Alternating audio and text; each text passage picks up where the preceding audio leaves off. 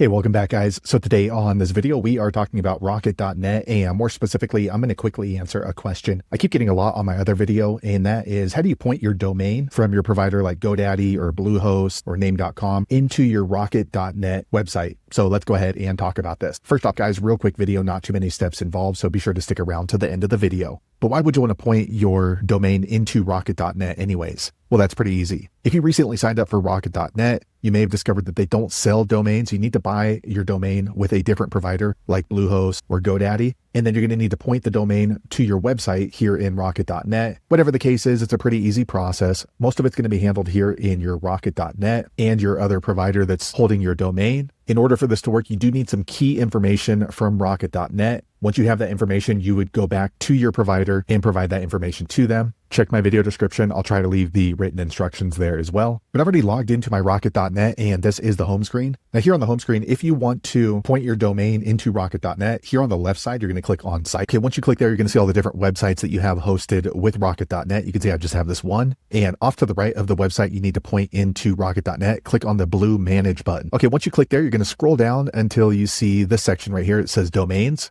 Now, if you look up the instructions on Rocket.net, they tell you to go ahead and click on this pencil icon. But when I first signed up for Rocket.net, I didn't have a domain, so the pencil icon did not appear for me. So it may change, but I needed to scroll up here, and there's some sort of a button around this area that allows you to connect your domain. Once you click on it, it's going to show you the information to Rocket.net. If you already have a domain like I do, you can easily just click on this blue pencil icon. Okay, once you do that, you're going to go ahead and type in your domain. So new domain Anthony.com, and then click on the checkbox and then click change. Okay, so once you've added that, or if you've clicked on the button, depending on how far along you are with Rocket.net, you're going to see this box right here. So this is the information you're going to need to provide your domain provider. So again, GoDaddy or Bluehost or Name.com. And they do let you know step by step right here. So you're going to need to change the A record. So in the A record, you either need to create an A record or use the one that has the @ And then when you are filling it out, they're going to ask what the value is. You're going to put in the IP address right here. Also, you need to create a C name and then enter the value www and the here. So you're going to look for an A record and then put in the name as @ and then the value is this IP address. And then also you need to create a C name or use a C name.